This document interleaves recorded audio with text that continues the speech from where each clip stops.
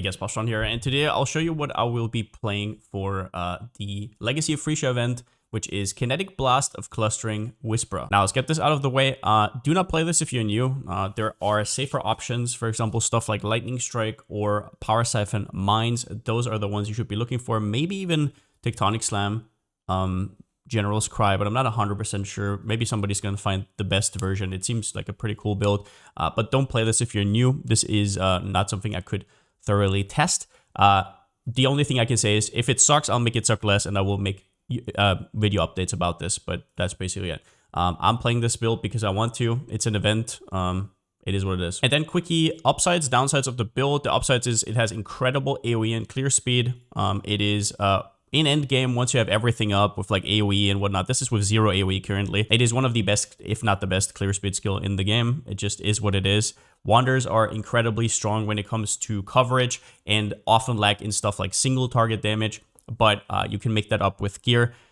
If you want a comparison to this, it would probably be like a bow build early where you kind of struggle. You need a ballista, which we also use. For example, Lightning Arrow uses artillery ballista to get extra single target. We're going to use Power Siphon of the Archmage ballistas, and that's just kind of how you have to fill in a lot of these. It's pretty similar to that, actually. It has infinite endgame potential. This is a Manastacker. It's a Wander. It has basically infinite ways to improve it. So if you're looking for a build that you can just play, I don't know, for the whole event, this is it. A very good contender for that. But only if you're willing to trade off some early power, because there is builds that scale differently, right? Like the power curve lies more towards the start, and at the end it kind of starts falling off. It doesn't have that many scaling mechanisms. That is not this build. This build is pretty much the opposite. At the start, you might have to struggle a little bit, and then at some point, right, it goes straight upwards. The downsides are this hasn't been thoroughly tested. It's a new Ascendancy. People tell me all the time, oh, just do this and just do that. It's like, yes, I can do it to a certain point, but it isn't perfect, and you just can't really test it. From what I've been playing, I've had a lot of fun. Single target is not great. It's pretty damn bad for Uber bosses because a lot of the Uber bosses don't have walls around them, so your overlaps are not going to be great. That's just straight up. For me personally, I don't really care about Uber bosses because you don't really need to unlock them for anything. So yeah, this can run a tier 17. It can do tier 17 boss unlock. Later can tier 17 farm. That's literally what I did all day last league with this build.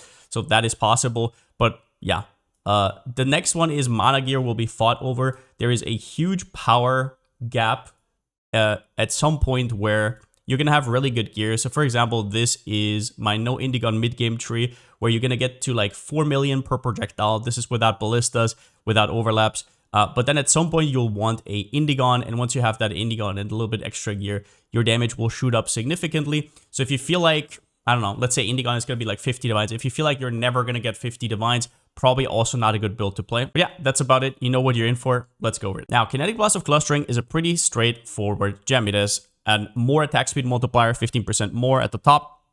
It creates additional explosions whenever it connects with something. And at its baseline, it's just one projectile. And whenever it connects, this is what happens. Pretty unreliable. You don't want to be firing around, not hitting anything, or having to rely on walls, which is why we have a Spellslinger set up with Tornado. So Spellslinger casts a spell whenever you activate a wand attack, and it has a cooldown of 0.5 seconds. And yeah, whenever I hit, now I'm hitting the Tornado immediately. Now, the big deal about this is that the new Ascendancy, the Whisperer, gives us Awakened Fork right here. Projectiles from attacks fork, projectiles fork an additional time. I'll talk more about that when it comes to like how many hits this build actually deals a little bit later in the video. But yeah, that's how it looks like. So you have your Tornado set up, and it's going to basically always have these explosions. And when you have fork, you will see that after the Tornado, there's a lot of projectiles going out and coming back and producing more explosions. You'll also have noticed that I have returning projectiles in. Do note that the projectiles from returning projectile are not 1-to-1 because returning projectiles have 61% less damage. So that is why the amount of projectiles is not something you should fetishize over. Now, some reasons why the gem is so good, let's just read it. So it says, increases and reductions to spell damage also apply to attack damage from the skill at 200% of their value, which means that with certain items, this scales really, really well. In early game, on the right side of the tree, you don't have that much to do with it, but you have a very cheap annoyant, and I mean very cheap. You're going to put this on every amulet you ever had. Clear Oil and 2 Azure Oils. 2% increased spell damage per 100 max mana. That's like 80% increased damage. You can also use stuff like Indigon and Endgame, which can give you upwards of thousands % of damage. And early on, you have a nice power spike with these super cheap gloves that are Dodress tenure, 100% increased spell damage, which converts to 200% attack damage, and the reduced cast speed doesn't matter because we're attack based. So basically, early on, this is not that valuable. It's nice because you have more options, especially on stuff like jewels and whatnot, if you just randomly get them, but it's not as big of a deal until you get to endgame. What is a big deal from the get-go is the next line: deals added physical damage equal to 15% of maximum mana. And if you look at my early game POB, for example, you'll see that I have a ton of mana. Manastackers usually early on used to have like, I don't know, 4 to 5k mana, but with the new Ascendancy, with the Whisperer, you get this node over here. +1 maximum mana per dexterity, and int gives no inherent bonuses. This is a lot. So maximum mana, flat mana is usually very scarce. You get like 50 here, 50 there, and then you get it with levels. Percentage is something you can get on the tree, flat very rarely. This one, we're gonna have like, I don't know, 400 decks getting out of the campaign, and then it just ramps up to like around about 1,000. We're not even going all in on it. It's just that much amount of flat mana with all my increases to maximum mana just scales incredibly well. And if we take this number right here, 7,686, we're going to do times 0.15. You'll see that's 1,152 flat physical damage, which then gets scaled by your attack speed. That is round about 2 to 3 mirror Fizz once, right? So the thing is, you pay for that, right, with the base damage. If you look up top, attack damage, 100% of base damage. But the fact still remains that you have the potential to overlap a few projectiles, and you also basically solve your wand. So for example, I've been mapping with this wand right here. Now, obviously, if you get your flat damage elsewhere, it's not that impressive. But what I'm saying is the power, or the amount of currency you would usually have to put into your weapon is very much diminished, which is why I think this wand skill is a lot better than at league starting than wands used to be in the past, which is not to say it's OP or anything. I'm just saying I think it's viable. Now, people asking me all the time, how many hits do you think this actually does? And it very much depends on whether those walls, I'll explain that in a second, but the most realistic one would be to put a count 2 here, and then you add the Power Siphon Ballistas for the full DPS. I'm not going to do that because people always get super hung up on this kind of stuff, but I'll explain to you my reasoning for that. So you have a tornado here that spawns right in top of you, right? So you have Awakened Fork from the Ascendancy, or even in this scenario, just Fork. What happens is this. This is without returning projectiles. You hit the tornado, and now 2 projectiles fork out. But while that happens, after you hit the tornado, you saw that there's going to be explosions around the tornado, right? As you can see right here. And these explosions are now going to hit the boss.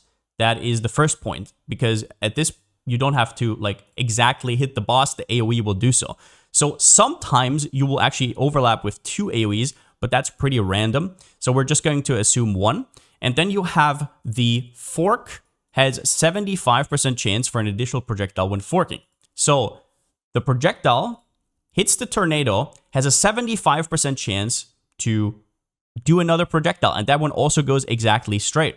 So if you're aiming at the boss, that means that it also gets hit by another initial projectile. So the chance, so I would say the amount of projectiles without return is like around about 1.75 because of 1 additional, and then the 75% chance for a second one. Now, the returning projectiles get a little bit weirder because usually you would want to stand a little bit closer to the boss for the returning projectiles to hit. And you'll actually see that returning projectile isn't necessarily a damage increase on bosses. In fact, you might actually swap to Conk Effect, which you can't because there are different colors, but that is kind of the gist. Returning projectile is more of a clear thing, right? If you just have a single boss in the middle of a room with no walls, then returning projectile doesn't do that much. But what happens with returning projectile usually is, okay, so you fork out 3 projectiles, right? 1, 2, and the one in the middle. Let's say you hit the 75%.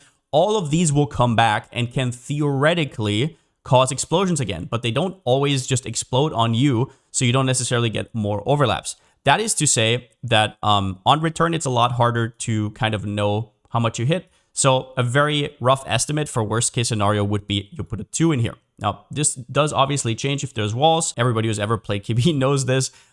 Once we're factor in like walls, for example, I don't know, what would be a good example? Abomination map, right? Like you will melt the boss basically, because now all the forks are exploding against the wall. And now let's say it hits here.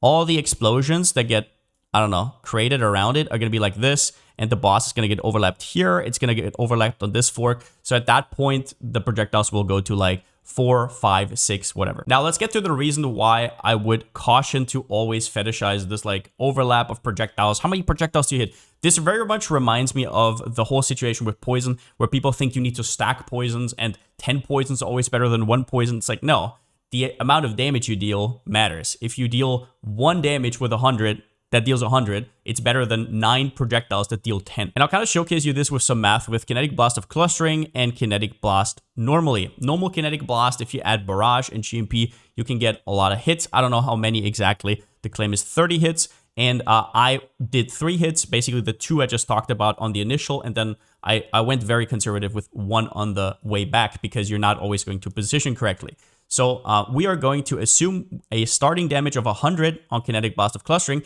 and then 104 on Kinetic Blast normal. Now, the reason I don't take the 155 from the top right here is because 35% less area damage. A lot of people always forget that with Kinetic Blast, most of your overlaps are going to be AoEs and they have less damage. So if you take the 155 and we do times 0.65, you'll see it actually also does round about as much damage as Kinetic Blast of Clustering. But it also has to use GMP and other stuff, right, to even be able to clear.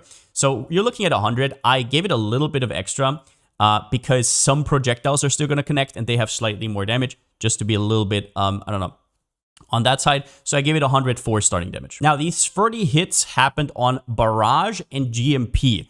Barrage gives you a monumental less damage multiplier. In fact, at level 20, this is still 61% less damage, and GMP gives you at level 20, 26% less damage. On top of that, Barrage also increases your attack time, which I calculated in as 0.8. This might actually be wrong.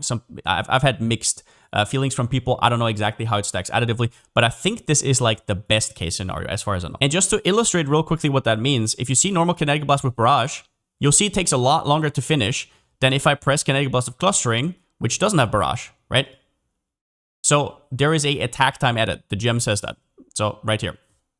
Supported skills have 5% more attack time per projectile. Now, not only do you need to factor in that you have those less damage multipliers, you also need to factor in that KB of Clustering doesn't need GMP, doesn't need that kind of Barrage stuff, right? So we are going to basically assume 2 normal support gems, which are calculated at 35% more damage each, which is very conservative. Once again, on crit damage, it's actually a little bit more, but in general, that comes out to 100 times these is 182.25 damage per projectile. Now we said that it's going to have 3 hits. So all we're going to do is we're going to take 2 hits at full value and 1 hit with the less multiplier from returning projectile. Because once again, the returning projectiles don't do full damage. So if we do that, we get to 436 damage as an example on a 3-link.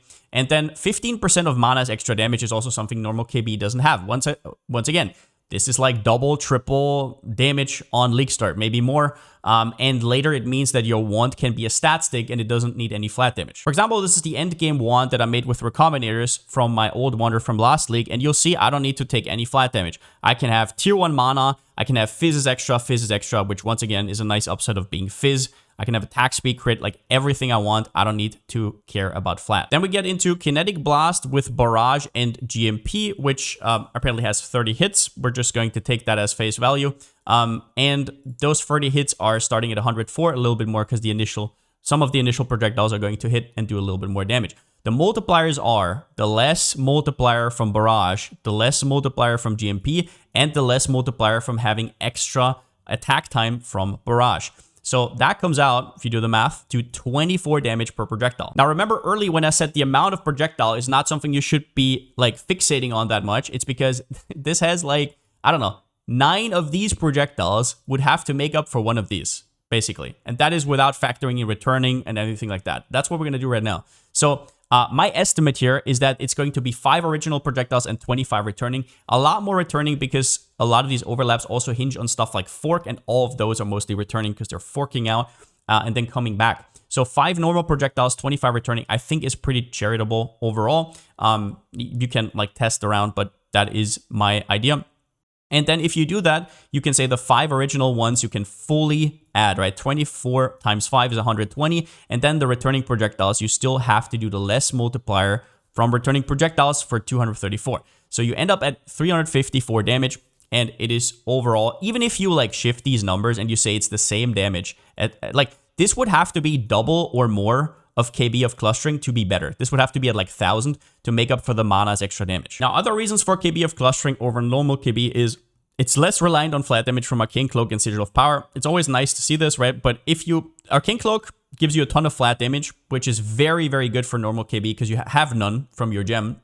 But if you turn it down, then you're going to see it's going to be a big deal. On KB of clustering, it is only, quote unquote, 20% more damage. That's not that much, right? It's mostly for the defensive value and for spending mana to gain rage. Same with Sigil of Power, right? You can tick it off. It's like 11% more damage. So those kind of things are way less important to have up. And Arcane Cloak, if you look right here, you can go to Arcane Cloak and you can see its uptime.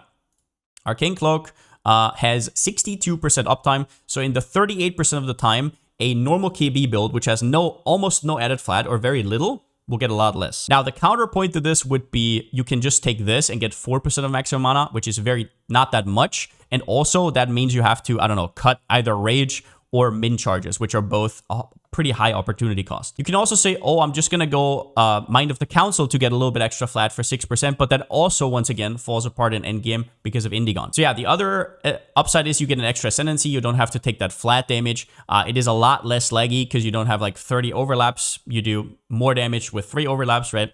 And positioning is also less important. You don't really have to stand point blank or anything like that. In fact, it's actually nice if you stand a little bit away. As I showed you, it's actually a little bit more damage. All of that is to say that Kinetic Blast of Clustering was designed for a Manastacker. GG did a good job. It is better than normal KB for a Manastacker for sure.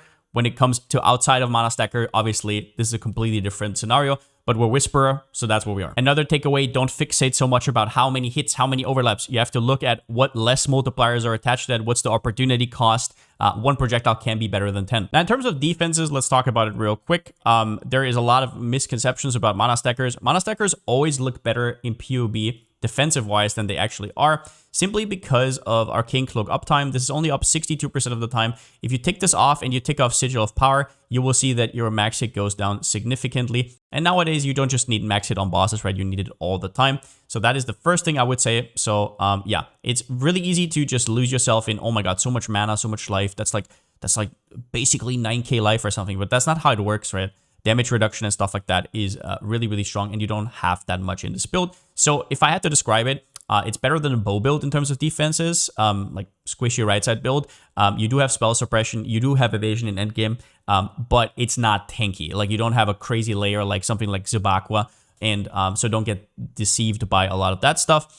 They always look tankier than they actually are. One thing I will say, though, is they're really good against ailments, because ailments don't care about all of this evasion or block or anything like that. Raw HP is incredibly potent against that. So at least that's pretty cool. And ailments are an issue. Now, ailments that get applied to you only really care about your life pool, not about your mana pool. So what will happen is you're going to get frozen a lot if you don't get freeze immune. This is true for every build. I'm just pointing it out here because it's just really, really important. Get the chance to avoid being frozen from the Divine Vessel. As for Mind Over Matter, yes, it is a good defensive tool. Do remember, though, that first, you're not hero, so you don't get the 10% of damage taken here, and that it's an event. We don't know how many people are going to play it, and you're not going to get the Watcher's Eye mod before probably endgame. In terms of recovery, mana builds usually have a bit of an issue. They have to use very specific items, get a ton of mana regen. However, on attack-based builds, this is fixed by having Leech. Attack-based builds actually have Leech and Instant Leech. So the more hits you have, if you ask why am I using Returning Proj, even if maybe this is better,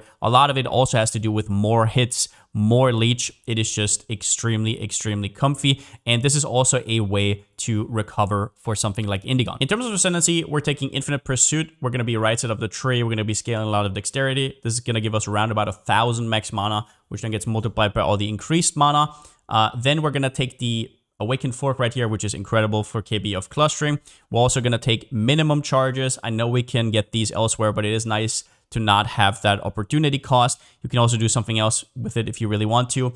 And no, this does not scale with the 200%. It is not additive. The bigger amount gets taken, so this does absolutely nothing for us.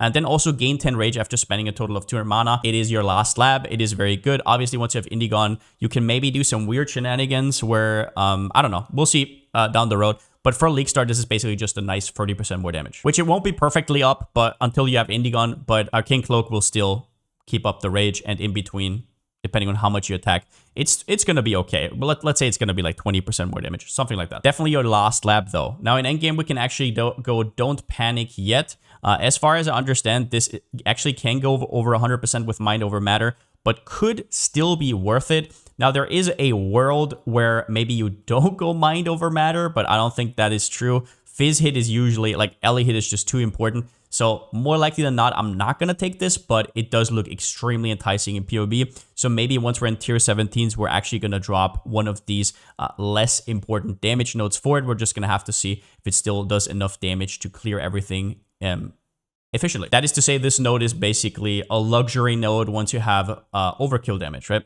And at that point, yeah, you'll take it. We know all we're not taking. It's okay. It gives you 4% of max mana, but we already have a lot of flat from our King Cloak, from our KB of Clustering. So yeah. Now, Body of Mind Praetos gave me this gear. This is how he killed Quest Eater, Quest Exarch.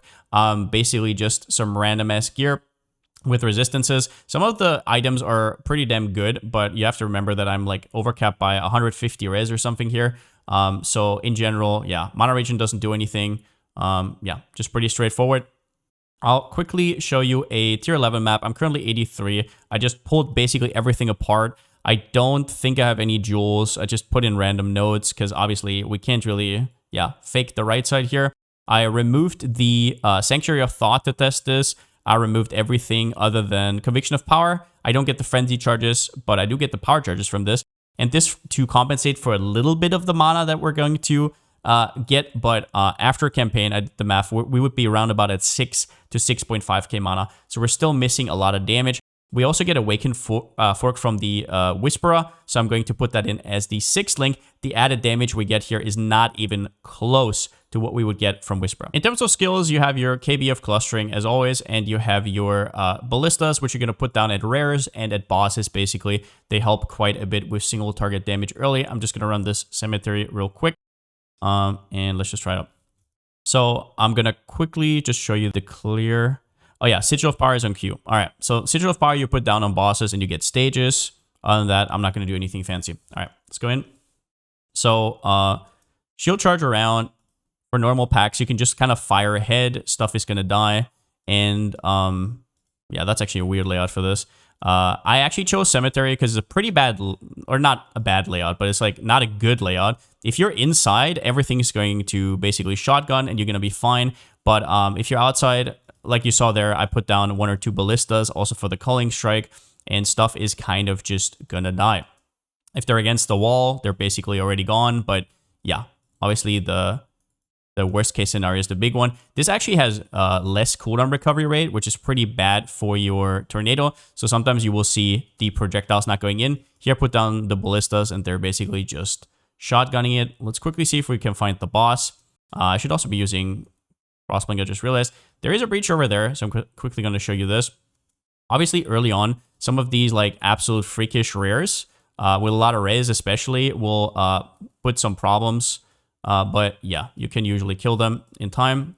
Always replace your ballistas. You don't really have any ballista nodes. I don't think it's worth going for a ballista cluster in general. But yeah, as you can see, rare damage is okay. And you can kind of kill them as you would expect from a Leaguestarter. Nothing to write home about. The clear is really, really nice. If you choose your layouts a little bit wiser for later, it's going to be a big deal. For example, if you want to farm tier 17s, A-Bomb is going to be absolutely sick, right? But obviously, during campaign, during completion, you can't really do that because, okay, here, so I'm going to put down this, put down my ballistas, and then just going to start firing. You want to stay a little bit away from it. I actually stood in the wrong direction.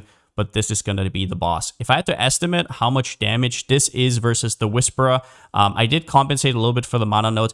I would say this is probably around 20% less damage than what you can expect from Whisperer, and the defense is a little bit better because I also have the Divine Guidance from here and have a little bit of endurance charges. Now for the next sections, I'm going to do this a little bit different than usual. I'm basically going to do it in steps. I made like 4 POBs. I have this Maxwell guide by Havoc, which just published about ranger leveling, so I'm going to show you that. So as a ranger, you're going to be leveling with Lightning Arrow. Now, I would highly recommend following this guy to a T. Havoc is extremely good at what he does. So yeah, he has been testing this, and it works like a charm. I played it yesterday.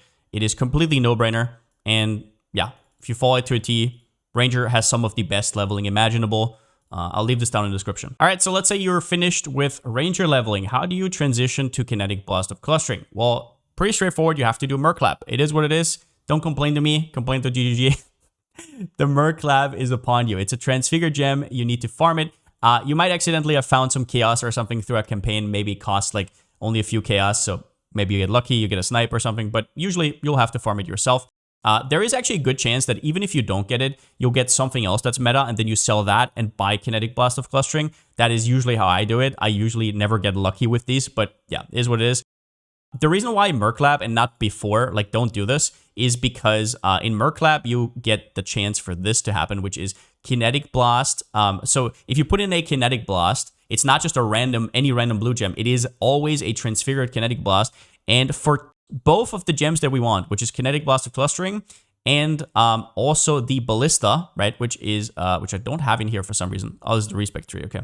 And Power Siphon of the Archmage. These are both the only transfigured gems from that type, so it's not a 50-50, it's a 100% if you get this.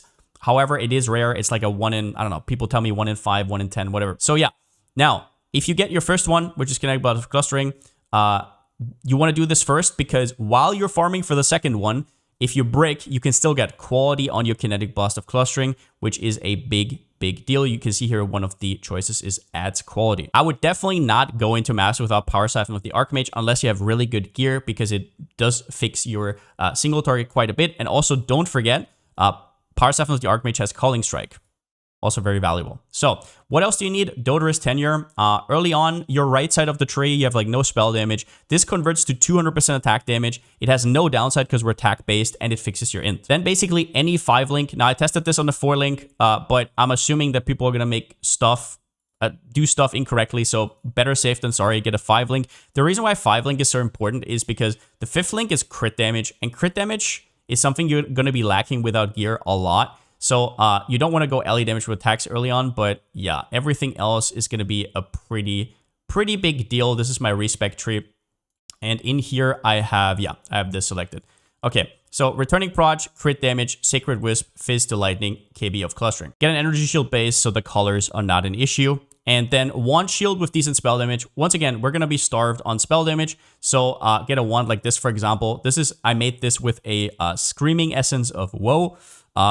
Throwing Essence on, get anything, attack speed, mana, crit chance, crit damage, whatever you need, right? Harmonic Spirit Shield. This one is a little bit harder to get if you want spell damage on here. There's no essence for it. So you might have found one during campaign. Just keep that all the time. Or you might just buy one, right? Life, mana, really nice. Never forget about the life in general. Now, if you have all of those, this is what you're going to end up with. The respec tree, which is level 68. You don't have to have all these items at 68. This is kind of going to lead you into red maps all the way. And yeah, this is what you're going to have.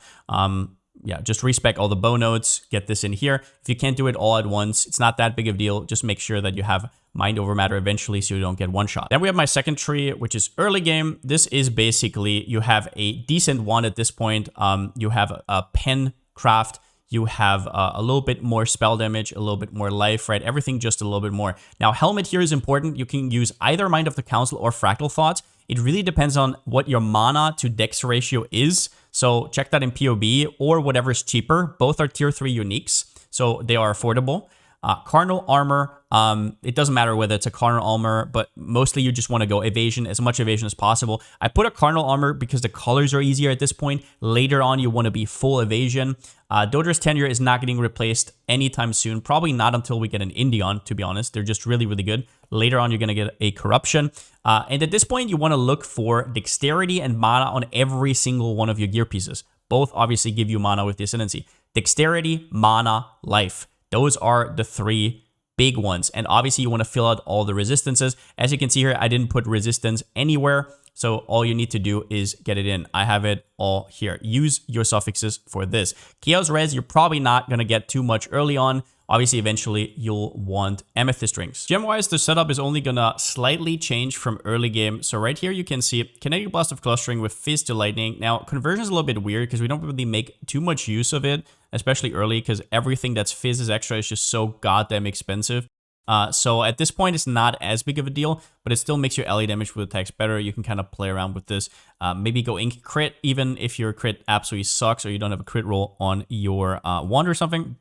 But you definitely want Returning Proj, crit damage, LA damage with attacks, Sacred Wisps, and Fizz to Lightning. Later, you can go Awakened Area of Effect if you want extra clear, and then sub it out for Conk Effect.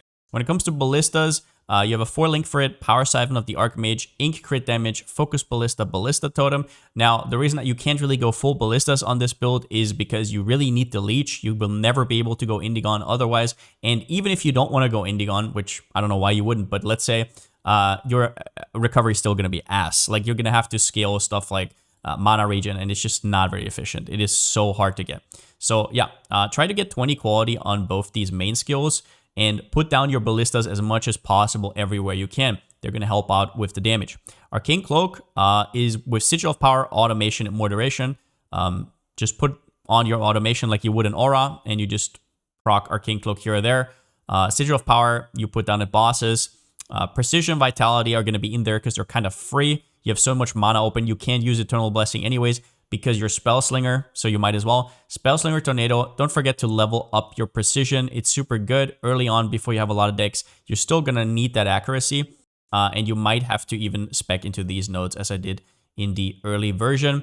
Blood Rage is nice. If you don't like the degen, sure. It's not really because of the Frenzy charges. You already get those. It's more for the attack speed, which just feels so nice before you have any attack speed from Jewels. Sniper's Mark is on Mark on hit. Shield Charge for faster attacks. If you don't like to Frostblink with Shield Charge, you can also put in Momentum here and cut the Frostblink. But Frostblink is also really nice to get through hurdles. Oh yeah, super important. I'm going to edit this in somewhere where it fits. Ami, Prodigal Perfection. Once again, I'll repeat this over and over. This is so goddamn important. It's like 20% more damage for free on every Ami. You get mana, which is also defense, and you get a ton of damage. It's so goddamn good. It costs a clear oil and 2 azure oil. It's basically free. Do not wait with your anoint. Do it immediately. All right, now we progress, and let's say you're in red maps and you have what I just showed you, right? You have better gear, but now you're like, oh, pal, I dropped my first divines, or I had a good drop, I sold everything, I have 5 divines at my disposal or something. Now we're getting to mid-game with no Indigon. This POB is around about 30-ish divines, just an approximation, and this is what you kind of want to steer for. You can see on the imbued wand we have a Runecraft enchant with spell damage, and we have the good pen craft. On the shield, we just have a little bit more spell damage, I guess. There's not too much you can do here. Mind of the Council, still the same. Always check if Fractal Thoughts is actually better. Grasping Mail, at this point, you will really want this. Now, I put a bad Grasping Mail here because you want the 1% increased attack speed per 25 dexterity, but chances are you're not going to have it fracture because those are going to be ultra expensive. So you're just going to buy a random one with that mod. Very, very strong. Might be more expensive than I give it credit for, but I just put it in here. If you have to delay it, it is what it is, but it is a lot of attack speed. Just saying, it's going to feel good. On your Dodris tenure, corruption-wise, at this point, it's such a cheap item, you're going to get some kind of random corruption. Attack speed's really good. Maximum life is really good.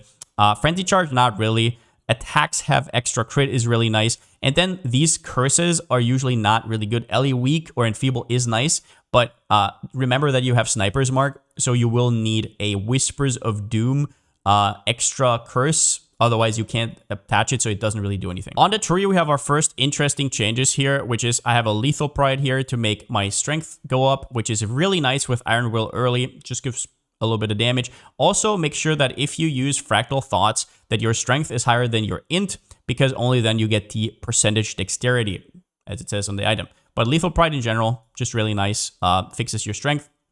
And other than that, well, you can see everything here, different pathing. If you have too much int for Fractal Thoughts and you actually need to get it down, never forget that you can tattoo your int away, for example, for lightning risk. Also remember that int is completely worthless on this build because it provides no inherent bonus to mana. Skill gem wise, here all that happens is I have 20 gems and I have 20 quality. A lot of these qualities are really important, especially focus on the ones in your main hand and then focus on something like Arcane Cloak, which is also really, really nice. Spellslinger doesn't really matter. I just put 20 quality everywhere. These are, for example, pretty much worthless. I should probably remove that. But yeah, Tornado also doesn't need to be level 20.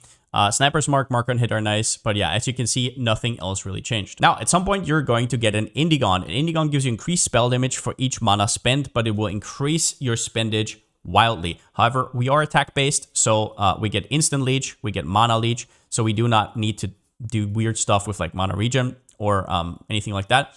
However, it could still be an issue, right? So as you can see right here, it says my mana leech rate is 3,800, but this says 7,200. Is that true? Well, you can kind of play around with it on POB a little bit. You can turn this down or whatever, and the number is going to go down. So there is like a kind of ramping phase, and it is really hard to tell without trying it out. One thing I will say is that if you have problems, you can actually put in inspiration. It's not really going to give you extra damage because you're not going to have any, you're going to spend too much mana. However, it is going to make it a lot cheaper. So the ramp up is going to go a little bit not as steep. So when it comes to Indigon, this is something you'll have to test out and something I'll be updating you over the first week. Wand, Fizz is extra. On the shield, any good Synth Implicit will do. Maybe Bleed Immune would be really nice. +2 to minimum endurance charge is nice. And then the rest just like this.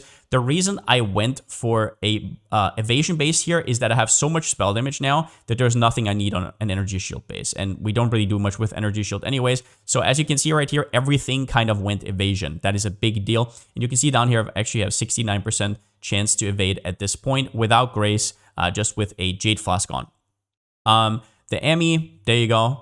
Helical Ring, pretty standard stuff.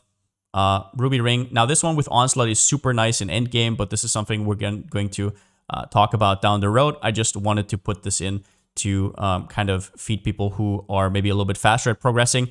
You have a Cluster Jewel here, pretty straightforward. You can put something else instead of Widespread Destruction, whatever you want. I also have a little combo here to fix our Chaos Res because it takes a lot of suffixes.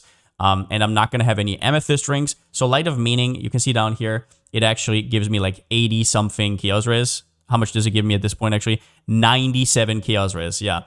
So there's a combo with this and Unnatural Instinct. So put Unnatural Instinct here, Light of Meaning there. Now in the end game gems, you will see Awakened LA damage with attacks changed. I put in Awakened Ink AoE, which you can sub out with Concentrated Effect, which is super nice.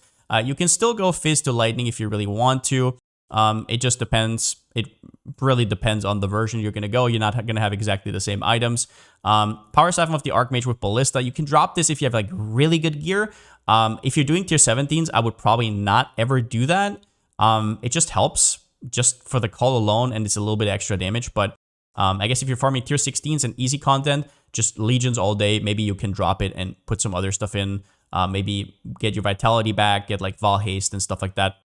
Sniper's Mark and Hit, nothing really changed here. There's now a Berserk here, which once you have Indigon, you can actually use.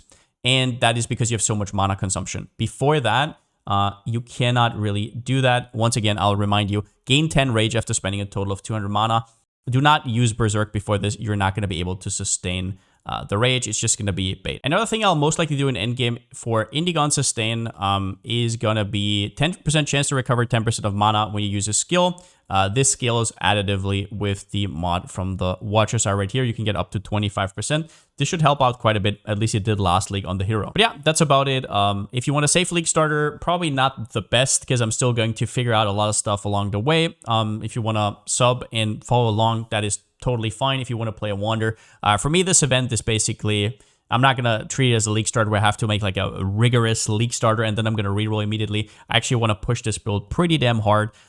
So yeah, for me, maybe having some early problems is not going to be a big issue. But if you're a new player or you really want a super, super cozy and perfectly defined Leaguestarter, that's not going to be it. For me, this event is going to be just kind of like a fun thing.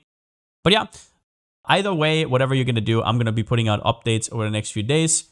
So follow me along on twitch.tv/Palsteron. I'm going to be streaming every day, basically every minute I'm going to play.